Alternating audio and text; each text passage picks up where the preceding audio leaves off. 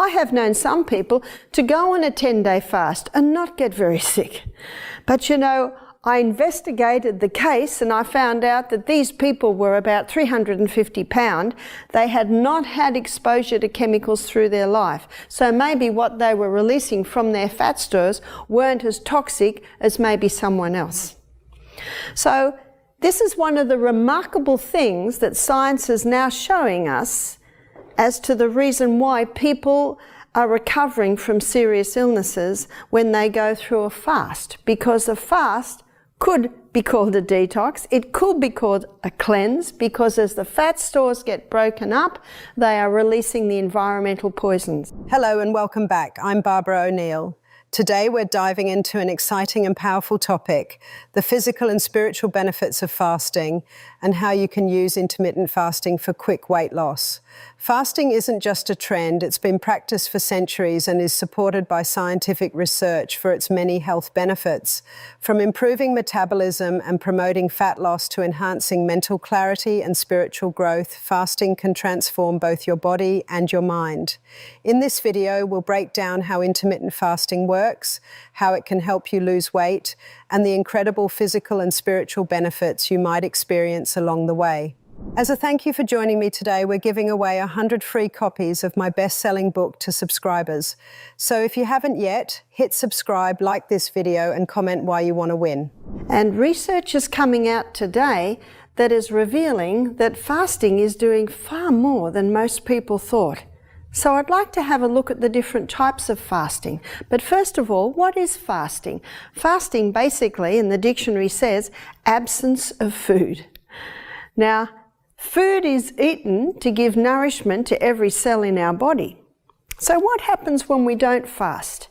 Now, as I showed you yesterday, when we went inside the cell, here is the cell, and we have the pathways. We looked at the 20-step pathway, and this 20-step pathway gives us 2 units of energy. This is where glucose goes down. The end result of the 20-step pathway is a chemical form of glucose called pyruvate.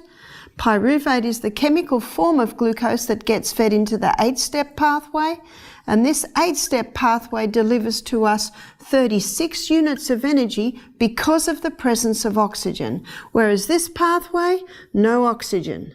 So this is your glycolytic pathway, and this is the mitochondria Krebs cycle pathway.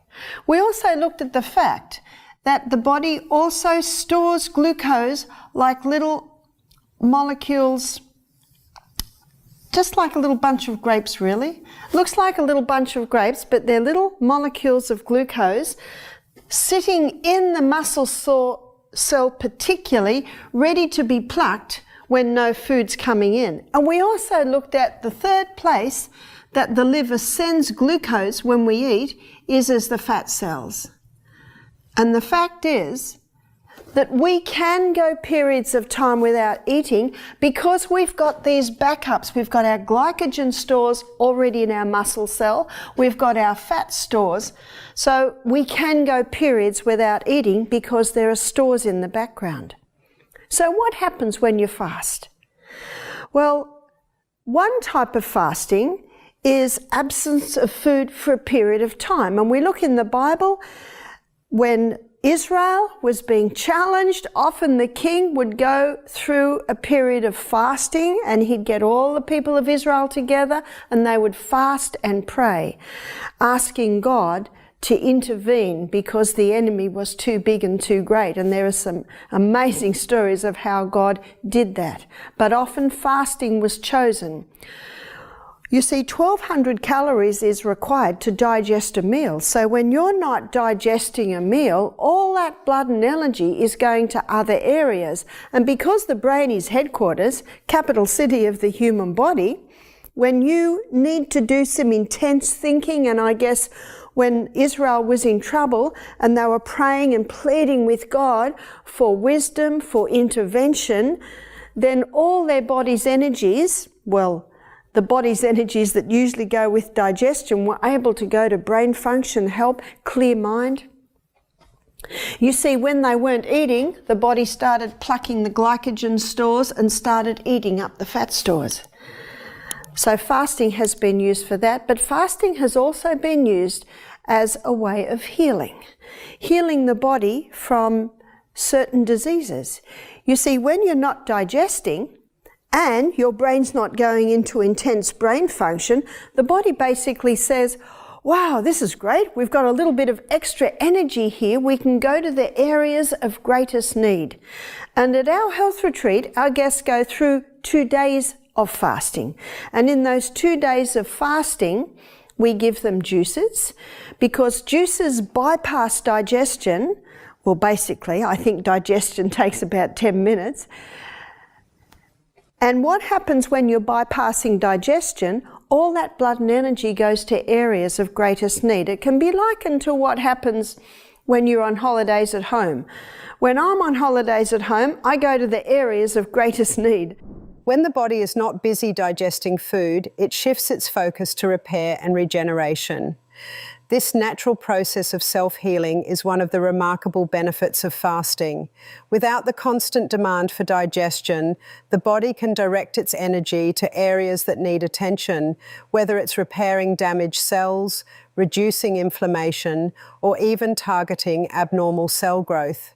This is why fasting is often associated with autophagy, the body's way of cleaning out damaged cells and regenerating healthier ones. Autophagy is particularly significant because it helps remove toxins, repair DNA damage, and recycle old cell components, which can slow down aging and improve overall health. Research has shown that during fasting, the body increases the production of human growth hormone, HGH, which is essential for cell repair, muscle maintenance, and metabolism regulation. This explains why many people feel rejuvenated and more energetic after a period of fasting.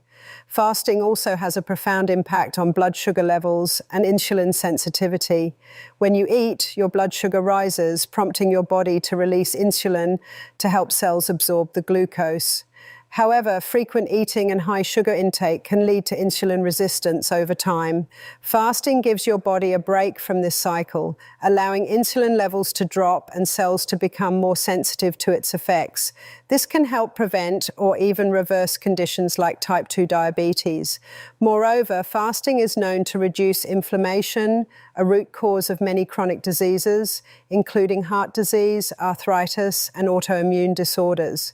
By decreasing inflammation, fasting not only alleviates symptoms, but also helps the body to heal itself more effectively. At the mental level, fasting sharpens focus and improves cognitive function. This can be attributed to the increase in ketone production when the body shifts from burning glucose to burning fat for energy.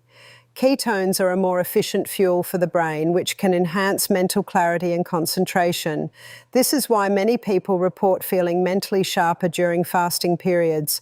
Fasting isn't just about abstaining from food, it's about giving your body the space it needs to reset and heal. Whether you practice intermittent fasting, juice fasting, or longer fasts under supervision, the benefits can be transformative. As science continues to uncover the mechanisms behind fasting, it becomes increasingly clear that this ancient practice holds immense potential for improving health and longevity. All through our life, when we're confronted with or take in by mouth, by skin, environmental poisons, they always go to the liver. The liver's the project manager. And sometimes these environmental poisons come to the liver and the liver says, this is a nasty, nasty guy. Wrap him up in fat and store him. So in our fat cells, we've got these environmental poisons stored up. And then the person comes to the health retreat and they stop eating, and the fat stores are getting broken down to give the glucose that our cells need to run on, and something else a little bit more sinister is being released. It's the fat-soluble toxins. And these fat-soluble toxins that have been building up in our fat cells all our life. And what the liver does, it must break that down to a water-soluble state. That's the only way that it can be released out of the body, is as a water-soluble state. And so the liver does this in 3 stages. Let me show you. Phase 1. Phase 1 of the liver detox is where the liver takes this fat-soluble toxin. I've made a little symbol to make it a little easier, and it breaks it down to a metabolite. Metabolite simply means the first stage of metabolism or the first stage of breakdown. And this metabolite is more toxic than it originally was. It creates a lot of free radicals. This metabolite is highly volatile.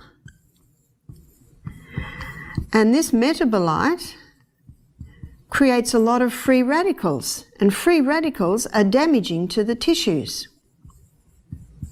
And you might make the comment, what's the liver doing? It's just created something worse than it originally was. It's a process. It's like when we clean up the garage. Halfway through cleaning up the garage, it looks 100 times worse than when we started because we're pulling everything out. Basically, that's what's happening.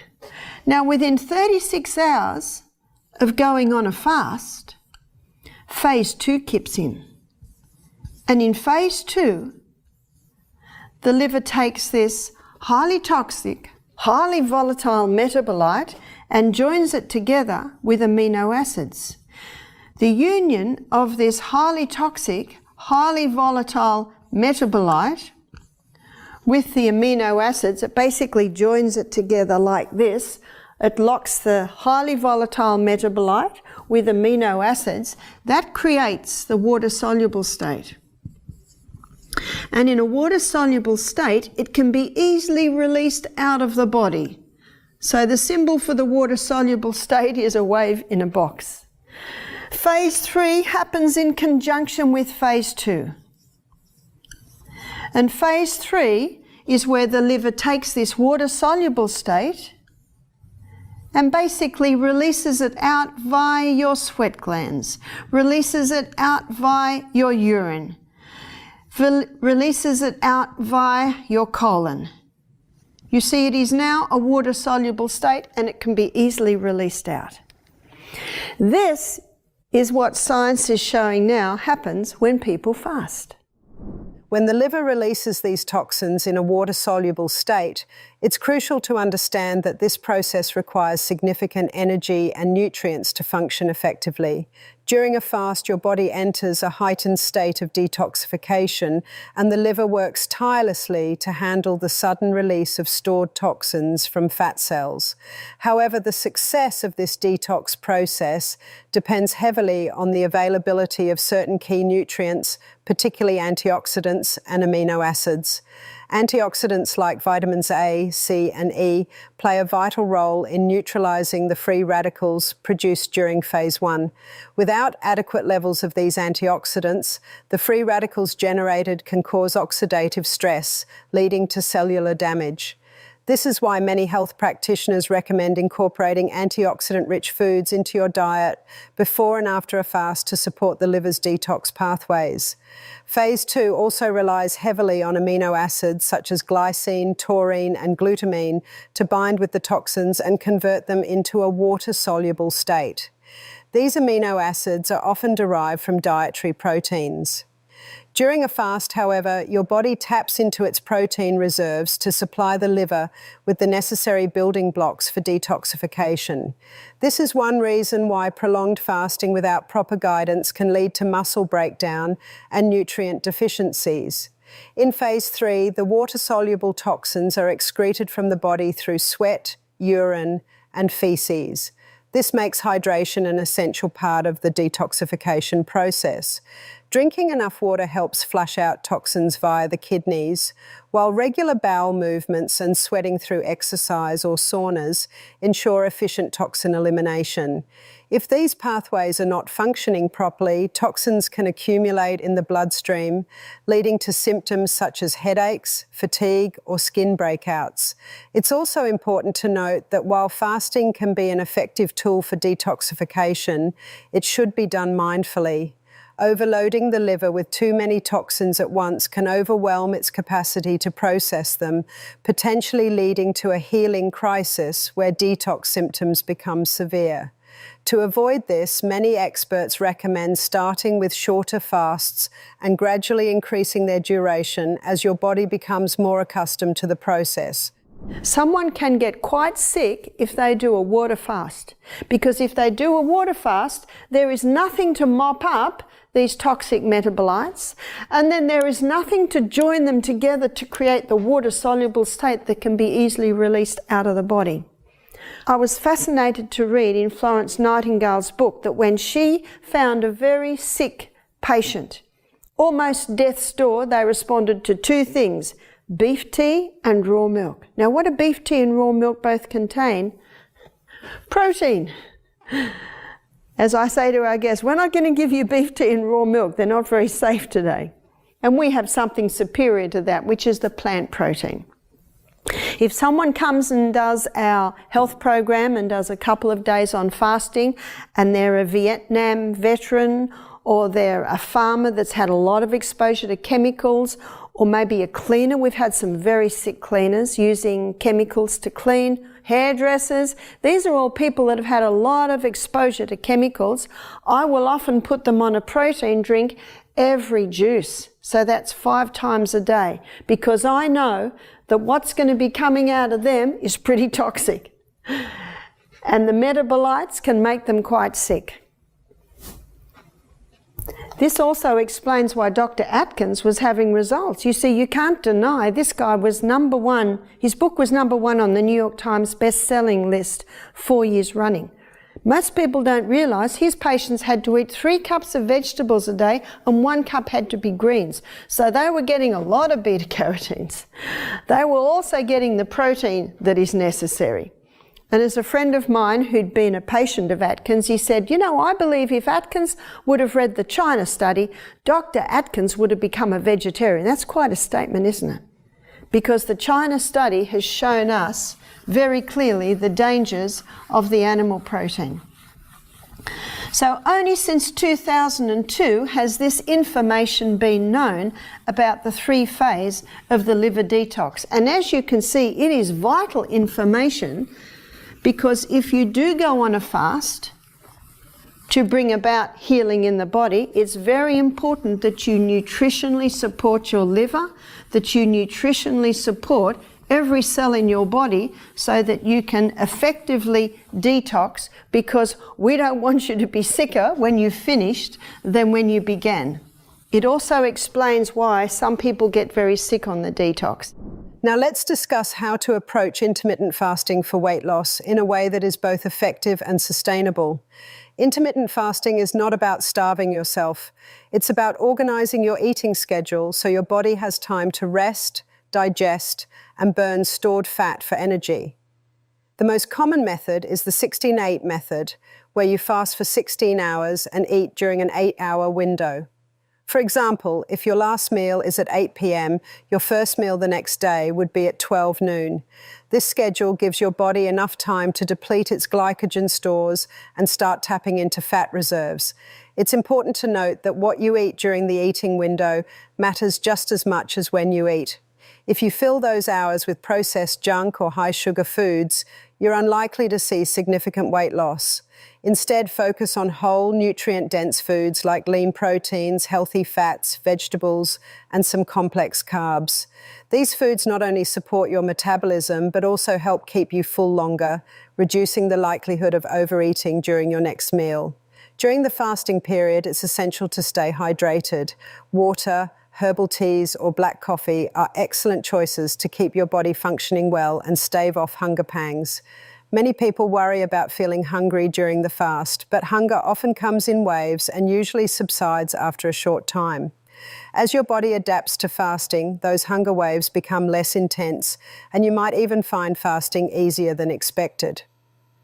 Exercise can also enhance the effects of intermittent fasting, but timing is key. Fasted workouts, especially light cardio or strength training, can help maximize fat burning, but you should listen to your body. If you feel weak or lightheaded, it's better to eat something before exercising. Intermittent fasting works because it helps regulate insulin levels, which play a major role in fat storage. By giving your body a break from constant eating, you allow your insulin levels to drop, enabling fat-burning processes to take over. Additionally, intermittent fasting can help reduce overall calorie intake simply because you're eating in a shorter time frame. Thank you for watching. I hope this gave you the clarity and confidence to try intermittent fasting for quick and healthy weight loss. If you found this helpful, don't forget to like the video and subscribe for more tips on improving your health. Leave your questions or experiences in the comments. I'd love to hear from you. See you next time.